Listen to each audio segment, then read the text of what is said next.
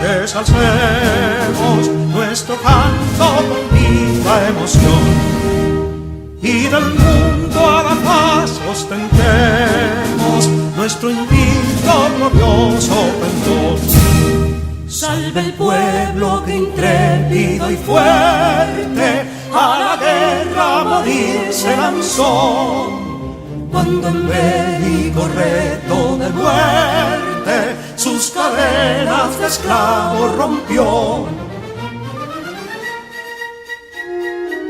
Amigos y amigas de Patria para Siempre, hoy le presentamos un video de la mayoría de las incidencias que ocurrieron entre la muerte de Ulises Heró Lili el 26 de julio de 1899 y la invasión norteamericana oficializada el 29 de noviembre de 1916. Hoy veremos cómo en el primer lustro de 1900 a 1905 se dieron 3 golpes de Estado, levantamientos militares, traiciones de amigos a enemigos de arma en manos, la muerte de Mon Cáceres, el asesinato de un presidente que iba haciendo un buen trabajo. Vamos a ver cómo un miembro de la iglesia no pudo soportar las presiones de un general como Desiderio Arias. Vamos a ver la anarquía que se dio en términos militar, político y económico, la tosudez del liderazgo político y militar del país de entonces, que provoca el derrumbe de la soberanía nacional. Nosotros no supimos hacer el trabajo para que se nos respetara. Primero, Lili endeudó al país de una manera increíble. Primero lo endeuda, deja el país en bancarrota a su muerte, y la incapacidad entonces del liderazgo dominicano para mejorar esas condiciones de deuda que no fuera con la ayuda extranjera.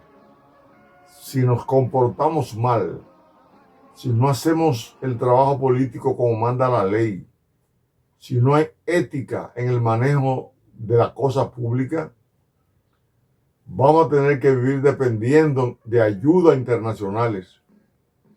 Y cuando tú vives como país de ayudas internacionales, esas ayudas se convierten en dominación.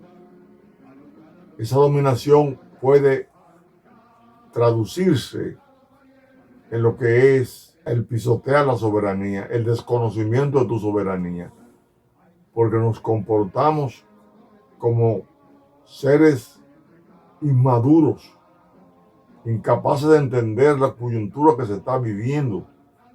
Eso ocurrió de la muerte de Heró a la invasión norteamericana.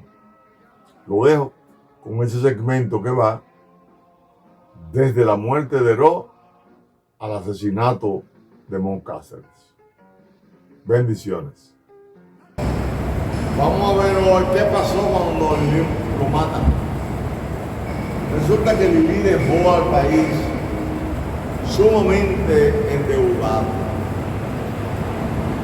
Se lograron algunos avances en algunas áreas, pero en lo fundamental dejó al país muy comprometido con la deuda externa, con la moneda devaluada completamente. Entonces, esa crisis económica y política que dejó Lili fue lo que le comenzó a abrir las puertas a los americanos para tener influencia diplomática, económica y militar sobre nosotros.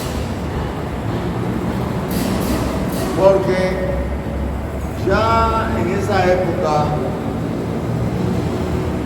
los americanos habían lanzado el Destino Manifiesto, Gabriel Rodríguez, donde ellos planteaban que América era una Roma más grande y noble, que estaba diseñada por Dios para ser contralora no solamente de Asia y Europa, sino de América Latina.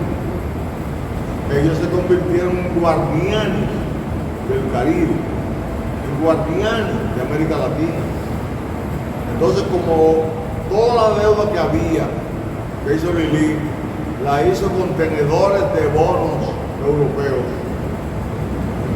El último préstamo que hizo con la Western Door fue de 1.200.000 pesos. Pero ya la quebró. Pues se comprometieron a pagar la deuda con los impuestos aduaneros, pero entonces permitían los contrabandos.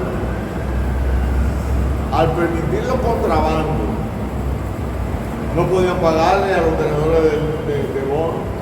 Cuando en el 1901 ya los europeos querían cercanos para cobrar, si cercaban a invadir, los Estados Unidos no iban a poder lograr lo que querían, porque ya los americanos habían firmado con el gobierno de Lili y después los otros gobiernos que le sucedieron, había firmado un acuerdo con una compañía americana de préstamo, que fue la Employment Company,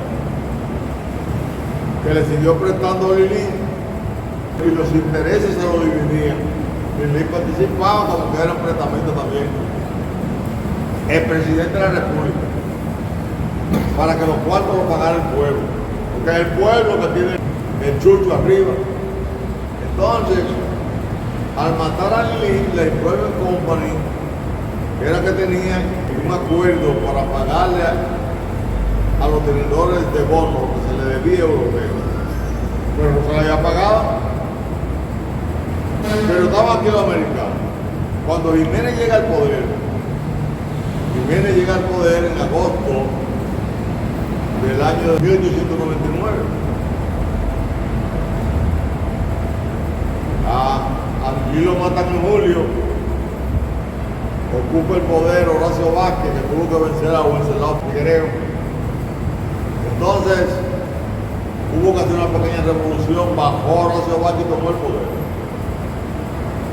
Cuando toma el poder, preparan las elecciones para elegir a Juan Isidro Jiménez, que era el líder en ese momento, porque había venido en una embarcación a hacerle frente a Lili, la embarcación llamada Panita, pero fracasó, porque Lili estaba mejor preparado con sus grupos militares y le estaban pagando a generales. Lo grande fue que Jiménez, cuando llega al poder, entonces se encuentra con la presión de la deuda pública que hay aquí, de la deuda internacional que hay, y dice que la Employment Company no le va a seguir pagando, sino que él le va a pagar un 40% de la entrada aduanera a todos los tenedores de bonos, incluyendo a ellos. Pero la Employment Company, que era compañía americana, se queda ante el Departamento de Estado norteamericano. El Departamento de Estado norteamericano presiona y comienza un debate ahí entre Jiménez y ellos, pero inmediatamente maquinan para tumbar a Jiménez. Entonces, en abril de 1902, el mismo vicepresidente de él, que era Horacio Vázquez, se levanta en contra de Jiménez y le dan golpe de Estado, los dos aliados, porque aquí hay que ver cómo los aliados se convierten en enemigos de que llegan al poder. Entonces Horacio Vázquez le da el golpe, pero Horacio Vázquez tiene la situación de que los grupos lilicistas que estaban presos por Jiménez en la fortaleza Osama, en el 1903 se levantan y se van a la calle. Los presos, que eran gente fuerte, que tenían presos como la gente fuerte que tenemos ahora presos. Atención a eso. Entonces, Se levantaron, Horacio Vázquez quiso entrar, no pudo, y tomaron el poder, lo necesita de nuevo, bajo la dirección de Alejandro Woz y Gil. Alejandro Woz y Gil participa con la idea de favorecer a los ilicistas. Entonces Morales Languaco está en contra de él porque quiere favorecer a Juan Isidro Jiménez. Se levanta y lo vence también en 1904. Bueno, entonces Morales Languaco dice que va a hacerlo por Jiménez, pero que va a se quedar en el poder y hace unas elecciones y llega a ser presidente constitucional. Pero para aplacar la cosa, él buscó a Mon Cáceres para que fuera su vicepresidente. Pero se levanta Horacio Vázquez y no valió nada, lo hicieron renunciar. Como Mon Cáceres era del grupo de Horacio, del grupo que sublevó, que estaba en contra de Morales Languaco, se quedó en el poder en el 1905 Mon Cáceres. Mon Cáceres, que ya en ese transcurso del tiempo de Morales Languaco para arriba, se va cuestionando el pago de la deuda y llegan a un acuerdo con el Improvement Company de lo que llamaron el laudo arbitral, el modus vivendi, y hasta que se llegó a la Convención Dominico-Americana de 1907 ya era Mon Cáceres el presidente.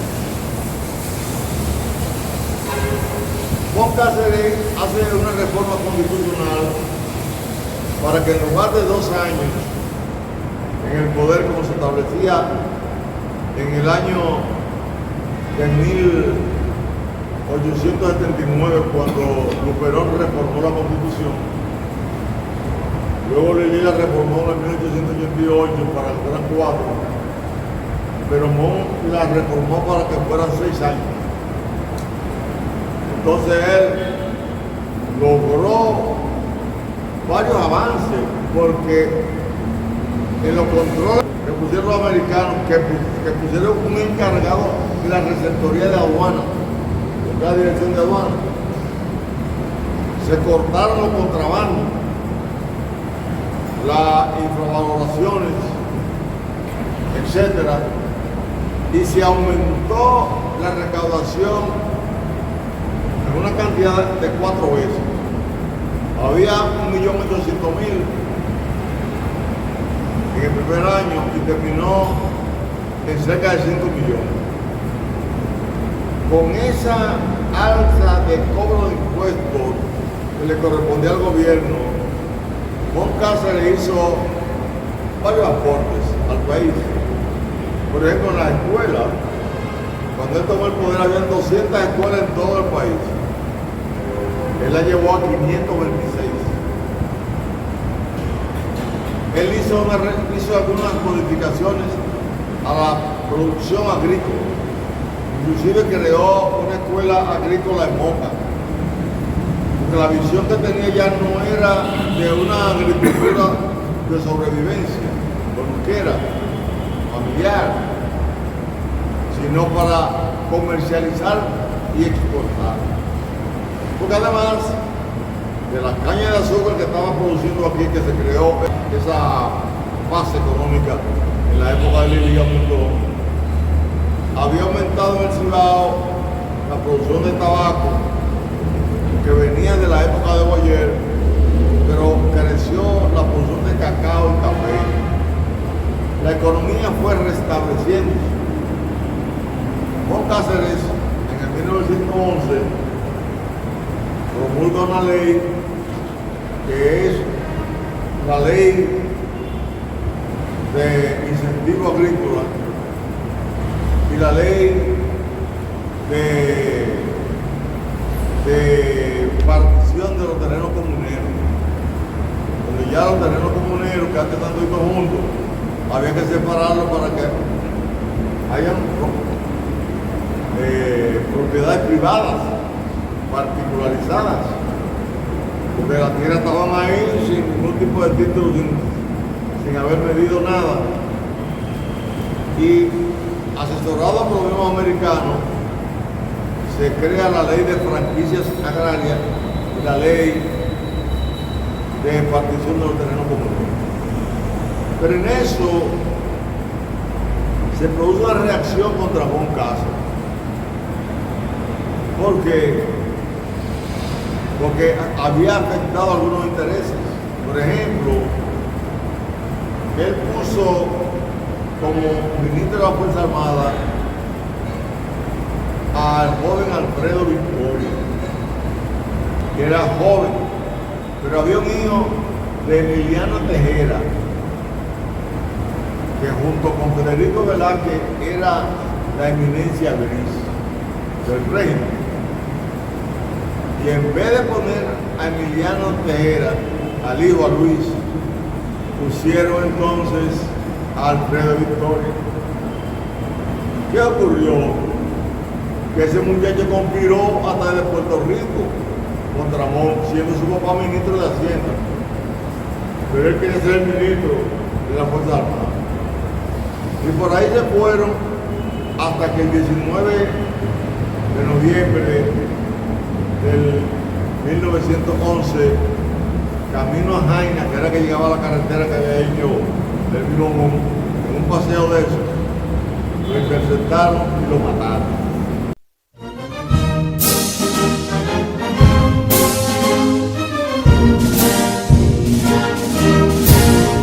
Quisqueyanos valientes alcemos nuestro canto con viva emoción, y del mundo a la paz ostentemos nuestro invicto glorioso pendón. Salve el pueblo que intrépido y fuerte a la guerra a morir se lanzó, cuando en bélico reto de muerte sus cadenas de esclavos rompió.